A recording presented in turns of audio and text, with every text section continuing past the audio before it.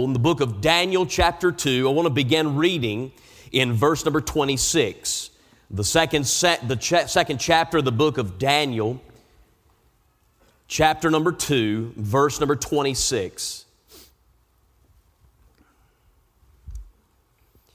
The king answered and said to Daniel, whose name was Belteshazzar, "Art thou able to make known unto me the dream which I have seen, and the interpretation thereof?" Daniel answered in the presence of the king and said, "The secret which the king hath demanded cannot the wise men, the astrologers, the magicians, the soothsayers show unto the king."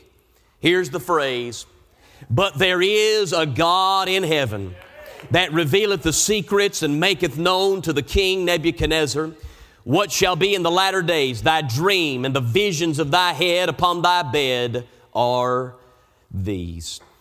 Daniel chapter number 2, we have walked into the palace in the capital city of Babylon.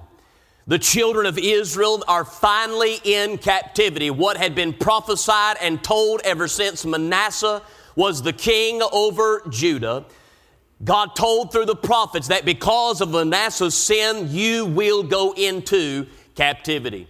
They finally are in captivity. 586 BC has come. The temple has been overthrown. The Ark of the Covenant has been hidden. All of the vessels of the temple are now in hiding in the grottos that Jeremiah and the other priests would have dug under the city of Jerusalem. They are now in a strange land. They have lost their song. They have lost everything. And yet there they are. Hey youngins, there they are. And they are by themselves alone by a river. We find out through Ezekiel they are by the river Kibar, a certain group of them. But the wisest of them, the smartest of them, the greatest of them, they are down in the palace. We are introduced to 4 of those boys, men whose name was Daniel, Hananiah, Mishael, and Azariah, their Hebrew names, or in the Babylonian, Belteshazzar, Shadrach, Meshach, and Abednego. And all of a sudden one night, the mighty king of the world, this man named Nebuchadnezzar, is laying upon his bed and he has a dream. He cannot remember the dream and all the contents of the dream. He just knows it has taken and struck fear into his soul. He gathers together the magicians and the soothsayers and the astrologers, all of the wise men of Babylon, and this is what he tells them. He said, "I want you to tell me the interpretation of my dream."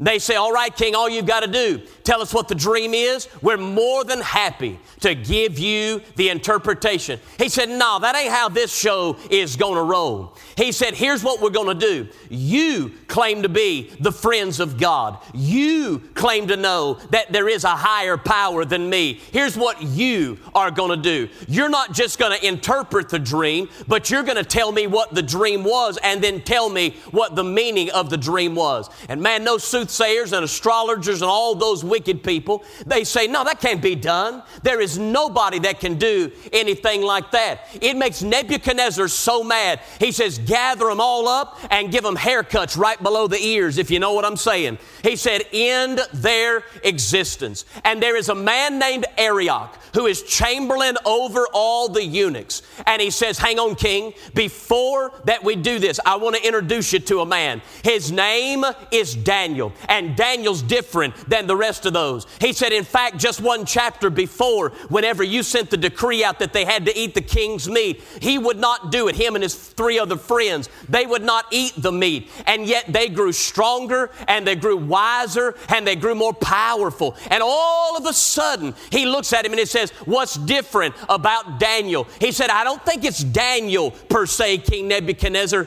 I think it's the God that Daniel serves that has set him apart. I can't prove it because I'm not really into all that religion stuff, but I think it has something to do with God." He says, "All right, go get him and you bring him down here." He sits him before the king. There is Daniel. And Daniel looks at the king and he says, "O king, what would you have me to do?" He said, "I had a dream the other night and I want you to tell me what that dream is, and I want you to tell me the interpretation of that dream. Watch what Daniel says. He says, King, what you have asked is a hard thing, but I know somebody that specializes in hard things. He sets aside and he goes away. His friends fast and pray for him. And one day the dream comes to Daniel's mind and the interpretation. He gets up, puts on his linen tunic. He walks down to the king's palace. He stands before the king and he says, "O king, live forever. My God has come through." He said, "I want you to know though," he said, "what I'm about to tell you, your soothsayers, they could not give you the interpretation, and your wise men, they could not give you an interpretation." Then he makes this statement. He says, "But I'm not worried about them because there is a God in heaven." He said, "What they could not do, they don't know the God that I serve." I've been circling that phrase, underlining that phrase, chewing on that phrase. But there is a God in heaven. People will gather in the house of God today all over America, and they will sit in pews and they will have no joy. They will have no life. They will have no excitement. And a preacher will stand up and let that deadness come over him as if he has forgotten that there is still a God in heaven. The world is shaking and rocking and reeling on its axis, and people are wondering what's going on. Where are the people of God that will stand up and say, "I know it's that way, but there is still a God in heaven"? 3 times that you'll see in chapter 2 that there is a God in heaven. Number 1, in the mysteries of life, there is still a God in heaven. He gets this dream from Daniel and Nebuchadnezzar, and man, it's got a head like gold, and it's got chest like silver, and it's got loins made out of brass, and it's got legs and feet made out of iron and clay. Man, he doesn't know what that is. Everybody else is saying, "I don't understand that. I don't know how that could happen. I don't even know the interpretation of that." Daniel says, "I'm not worried about that." He says, "There is a God in heaven, and what is mysterious to man is not mysterious to God. What is unknown to man is not unknown to God." Ladies and gentlemen, our world is filled with stuff we can't fathom, we can't understand, we can't make sense out of it. There are situations that happen. You don't know what's going on. You don't know why it's going. Am I the only person that ain't got everything figured out? I'm looking at 2 sections of the balcony that just act like you got everything figured out and you ain't got no problems. You pray for the rest of us, because I still have a lot of questions about the things that God lets happen in my life. Am I the only one that's trying to live right, do right, act right, and even spit white? Say amen right there. I'm doing everything I can, but yet God lets the burdens of life come on you and the problems of life come on you and situations and circumstance. Would you explain to me how a plane falls out of the sky and God in His holy mind allowed that? Would you explain to me how He can let the wicked things go on that He lets go on? But yet you and I are left here to pick up the pieces and say, "I don't understand that. That doesn't make any sense to me." But there is still a God in heaven. In the mysterious times of life, there was an English teacher at Yale University at the turn of the 18th or the 19th and 20th century. He was known for his hard test. And so this professor gave a test, an end of semester exam the week before Christmas. And one of the questions was so difficult, nobody knew the answer. Well, you know college kids, they know everything and they know all the answers. So this one boy, he wrote at the bottom of the answer and the teacher got it. And the answer that he wrote to the question, he says, "God knows." Well, the teacher thought that was cute. So he put on the key and he sent it back to him next semester. He said, "God gets an A, but you still get an F." Ultimately, you will have to arrive that there are things in life you cannot understand. There are situations in life you can't put the ends together. There are things that are going to happen in life that you're not going to be able to reason out, and it'll drive you crazy trying to solve that problem. There are people in our precious church family that have had to bury loved ones out of the blue, and you try to make sense of something like that, and you try to say, "God, why?" You got to understand there are mysteries in life that only the good God in heaven knows. But at the end of the day, I can step back in the mysterious and I can look up and I can say there may be mysteries and uncertainties, but there is still a God in heaven that knows the end from the beginning. He says in the mysteries, there's still a God in heaven. Number two, in the mess-ups, there is still a God in heaven.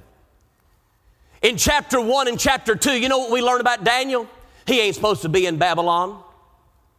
Daniel ought to be in Jerusalem, worshiping 3 times a year at the temple. But guess where he's at? He's in captivity. He's in bondage.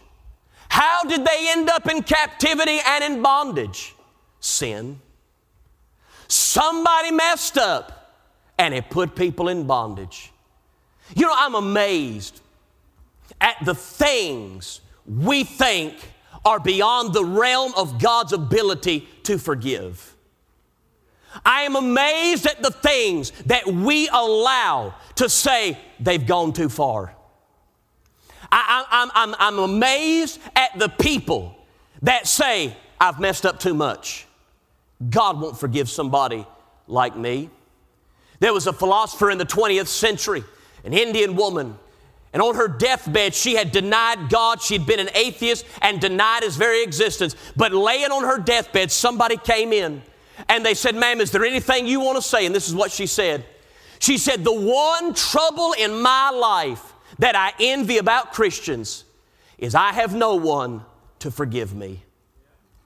Brothers and sisters, I remind you right now, you may be a bad sinner, you may be a halfway sinner, you may be a wretched sinner, you may be a wicked sinner, you may be a lost sinner, you may be an out there sinner, you may be a rich sinner, you might be a poor sinner, you might be a white sinner, you might be a black sinner, if you may be a purple sinner. There may be some purple people in the room today, but at the end of the day, you and I are sinners at best and hell-bound at worst. But I remind you this morning, if you've gathered yourself in this room or you're watching on a device somewhere, that you may be a sinner and the mess up has put you in the mess you're in, but there is still a God in heaven. I was preaching Friday night up above Charlotte and Maiden, North Carolina, and I was at the Carolina Evangelism Conference, and my mother-in-law doesn't work far from there, and so she came to hear me that night, and so she was sitting there, and as she was sitting there, I was thinking about my wife's baby sister.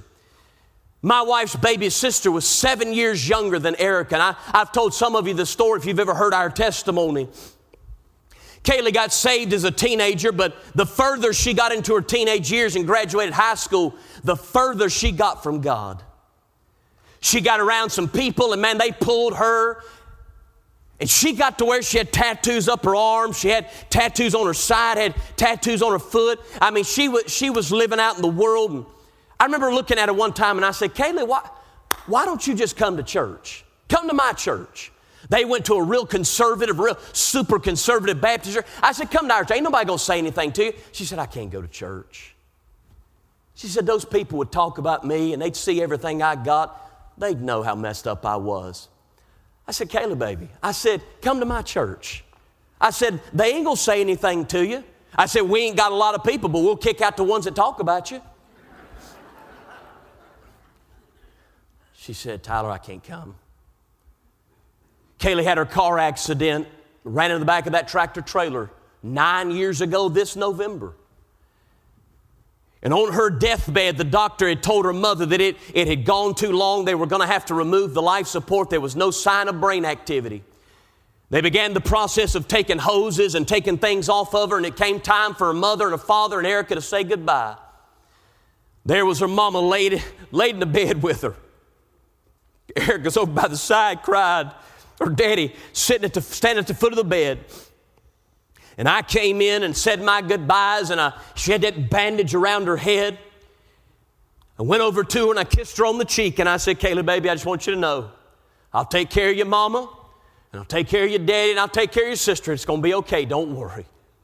I said, number 2, everywhere I go and every place God opens up for me to preach, I'll look people in the eyeballs that think they've gone too far. and let them know that they've never gone too far, where a high and holy God cannot reach down and pull them up out of the muck and mire of sin. I remind you this morning, you may have messed up, you may be walking in a mess up, but there is still a God in heaven that can forgive anybody. Number 3, in chapter 2, you're going to find in the mysteries there is still a God in heaven. You'll find in the mess-ups there is still a God in heaven. But number 3, in the moments, there is still a God in heaven. Daniel gets to this place and he says, how in the world did I end up here? Am I the only one that has those moments where you say, how in the world did I end up where I'm at? And it's mighty easy to think that you just happenstancely, made that word up, happenstancely, just moseyed to where you are. One situation led you here, and then another situation led you there, and then another problem led you over there. It's mighty easy to think you're just the victim of circumstance. Daniel said, I didn't end up where I am by accident. He said, when I thought I had been abandoned back in Jerusalem, they took me down by the river Kibar, and I had some buddies around me. But they said, no, you're not staying by the river Kibar. And I wandered into the palace, and I thought I was just happenstance working my way there. I guess God had forgotten. Then in chapter number 1, when we had to make the decision whether we were going to defile ourselves with the king's meat, and I made the decision that I wasn't going to do it, and I purposed in my heart not to defile myself with the king's meat. I didn't know that there was a man named Arioch that was taking notice of my life. And now Daniel stands in chapter 2, and guess who it is that took mention of him and brought him before the king? It was Arioch the chamberlain. Guess where he met Arioch? He met him in the prison. Guess where he got into prison from? At the river Kibar. Guess how he got to the river Kibar? From a broken down city in Jerusalem. And here's what Daniel said. He said, King Nebuchadnezzar, I didn't end up right here by myself, but there is still a God in heaven that controls the situations and controls the circumstance. I remind you this morning, it may look like your life is falling apart. Your life is not falling apart. It's just coming together. God's bringing you to where He's got you. He's moving things so that He can honor you and help you. Brothers and sisters, there is still a God in heaven. I'll give you 4 things this morning about that phrase. I want you to circle that phrase in your Bible. Number 1, the first thing I see in chapter 2, verse number 28, but there is a God in heaven. The first thing I see, there is an interjection. What does he say? But there is a God in heaven. Now, I've given my English lessons before, those things I learned in school. How many of you teachers know that there's always a kid in your class that you think's probably going to end up in prison? Yeah. I was that child. And I just want you to know, you better be nice to that kid. They're going to be the one picking out your nursing home one day. Say amen right there. I tell my mom all the time, she'll tell my sister, she'll say, Katie, you were a lot easier to raise than your brother. I said, that's how geniuses work. She said, if I'd known that you were the one picking out my nursing home, I'd have been a lot nicer to you. I said, yeah. I said, if you don't shape it up, I'll have you eating the cotton out of your diaper at the wrong nursing home. You better watch out now. When I was I don't know how I got down that path, but when I was in school, I need medication, Erica dear. I was just sitting here thinking about how distracted I get. What was I talking about? I was in school, and in remedial English, they taught us about these conjunctions. And there's these 2 kinds of conjunctions. There's the kind of conjunction that keeps the story going in the same direction. That's a word like and. What it does is it says this is happening, and it adds another thing, and they're all moving in the same direction. Y'all teachers are proud of me right now. You know I'm talking right. There's another kind of conjunction. And it's the kind of conjunction that when you put it in there, it changes the course of the story. That's a word like but. It indicates things are moving in this direction. When you throw that word in there, it turns the direction. Am I the only one that hates GPS? My pastor used to say when the Tom-Toms first came out, he used to say about them Tom-Toms, that was the lyingest woman God ever made.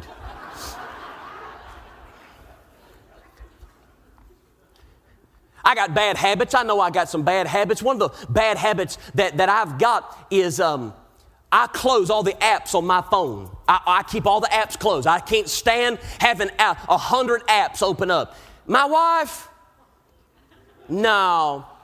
If she looked at a coupon on a website 14 years ago, that tab is still open. Now I'm going somewhere. You know, your phone can only run so much at one time. What happens is, when it gets clogged up like that, you turn your GPS on. Normally a GPS, that car moves with you, and it tells you a turn is coming long before it does. But when you got all them apps running at one time, ladies, what'll happen is, you'll be right on top of a turn, and before you know it, it'll say, turn now. And you jerk that car, and everything in that car, all your groceries, all your milk, all your Dr. Peppers, all 14 of them Stanley cups that you need to get out of your car and take it inside and wash it in the dishwasher, everything jerks. Why? Because something has turned you in a direction you weren't going. Can I remind anybody that when life is moving this way, it doesn't take God but one moment to turn the story that way. You see, we've got a God that can interject Himself into problems and interject Himself into situations. And when life is moving that way, all it takes is one moment for God to butt into your life and to butt into your situation and to butt into your problem and to butt into that issue and to butt into that relationship and to butt into that runaway kid and to butt into that dopehead and to butt into that alcoholic. Whenever God steps in, honey, business picks up and it turns the story on its head. Do not give up faith in the God of heaven. Do not throw in the towel, though it looks like things are moving in a direction. Remember this, but there is still a God in heaven. You say, are you worried about America? Boy, I am. You say, have we gone too far? Well, if you got a God that big that can butt in that fast and turn the ship that quick, I don't really know that we've got too much to be hopeless about. When there is a God that big and all it takes is 1 second of Him stepping out of His world and step into our world, all it takes is for God to interject, but there is still a God in heaven. Number two, there's not just an interjection, but number two, there is a tense. A tense. Watch what it says in verse 28. But there is.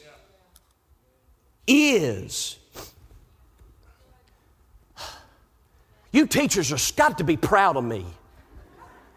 You know, in school they teach you that there are 3 tenses. There's past, that's where you were.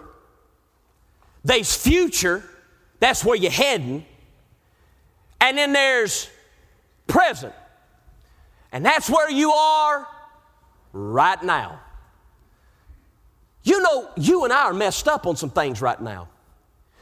A lot of times we get worried about the past. The rest of us get worried about the future. You do realize the past and the future are the only 2 places you can't be. There is right now, in this second, a God in heaven. I heard about a surgeon.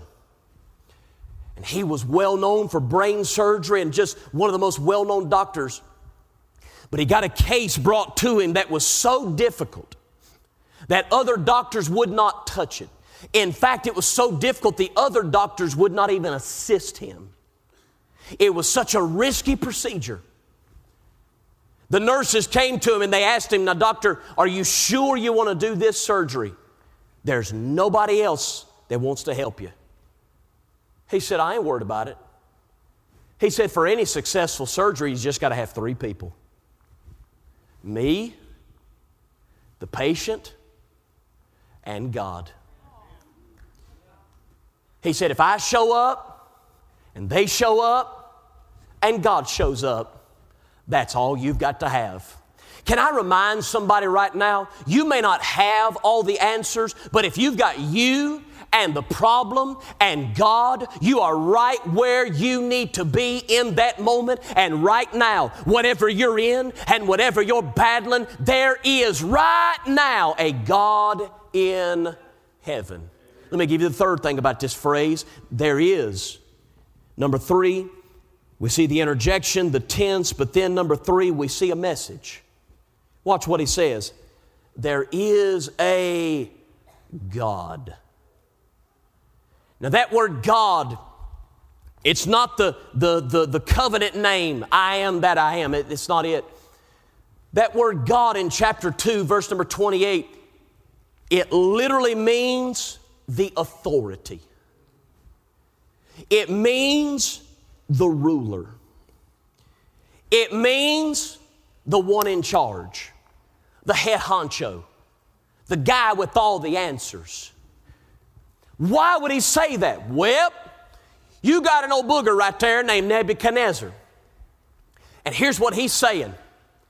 If you don't do what I tell you to do, then you are not going to make it. And Daniel looks at him and says, King, you can huff and you can puff all you want to. You ain't in charge. Beloved brothers and sisters, there is one thing I love about being a parent. I love being able to say, because I said so. There ain't no kind of spanking that follows as good as the spanking that follows when you say, because I said so.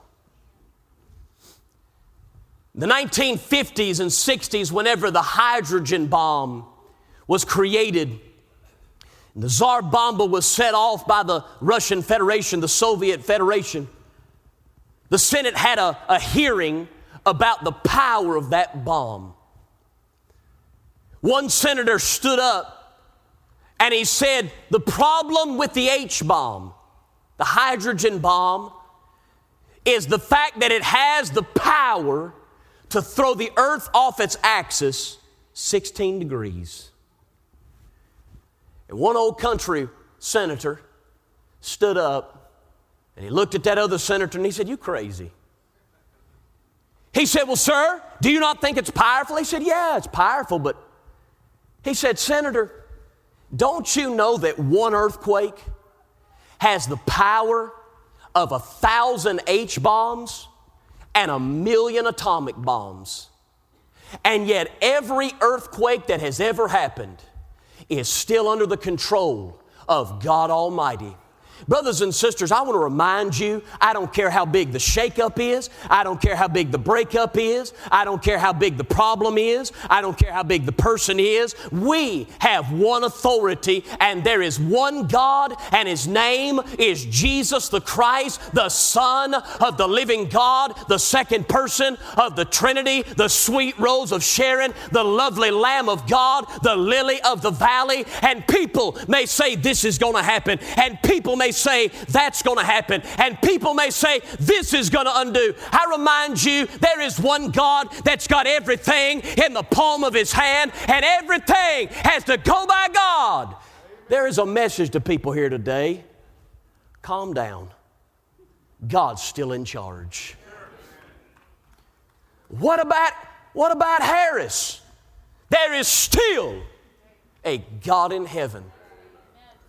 What about the crazy liberals? There is still a God in heaven. What happens if they take this? There is still a God in heaven. Number 4, I'll give you the fourth thing about this little scripture here. There's an interjection, there's a tense, there's a message, but then number 4, there is a focus. Watch what he says. But there is a God where? In heaven. Daniel's just been told by Nebuchadnezzar that if you don't do what I say, you're going to die. Daniel looks up and he says, you know what? I'm focused on that place anyways. What's it matter? Beloved church, can I help you with something? You know why you and I get so messed up and so worried about everything going on? We love this world. We love this land. We love it.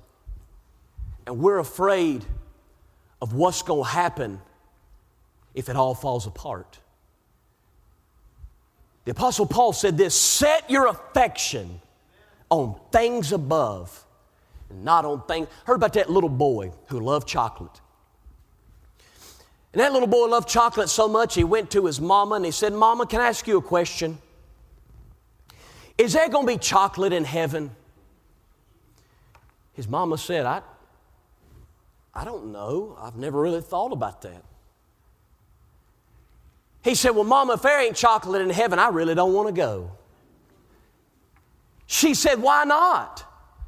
He said, because Mama, chocolate's the best thing.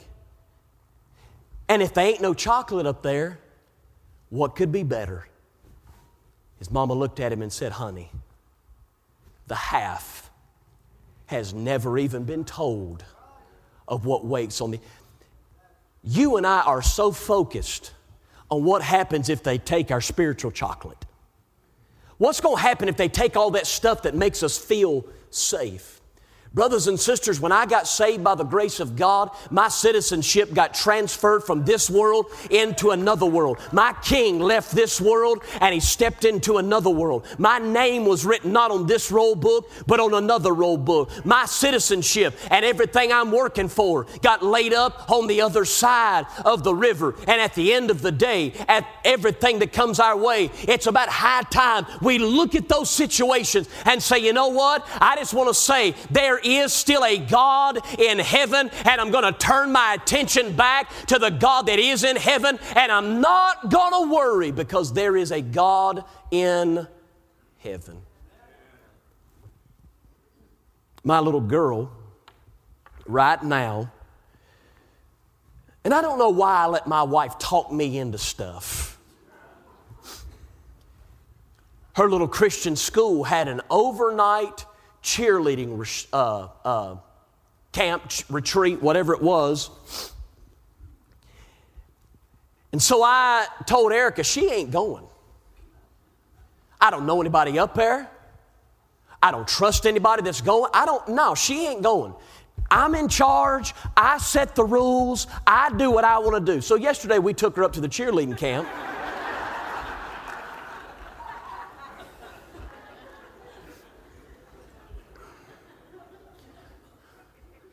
And God bless that little girl's heart. Sometimes I think she's a better preacher than Daddy. She was getting out of the car, and I'm crying. I mean, I'm doing everything I can to hold it back in. And I looked at her, I said, baby, are you sure you don't want me to stay?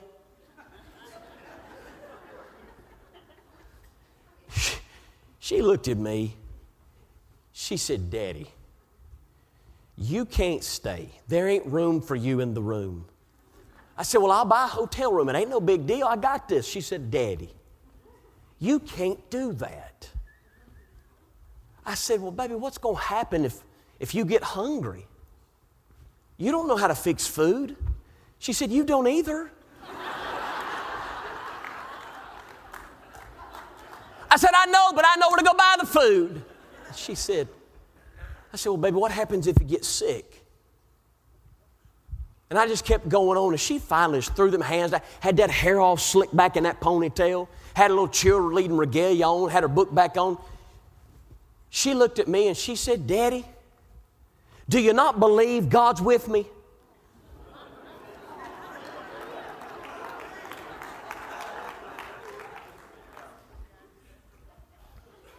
I said, have a good week, baby. Beloved church, have we lost sight that there is still a God above all of us and He's in charge of it all? There are people right now in this room. Come on, Nick. Come help me. There are people right now in this room, and your nerves have been so tore up simply because you forgot there's a God in heaven.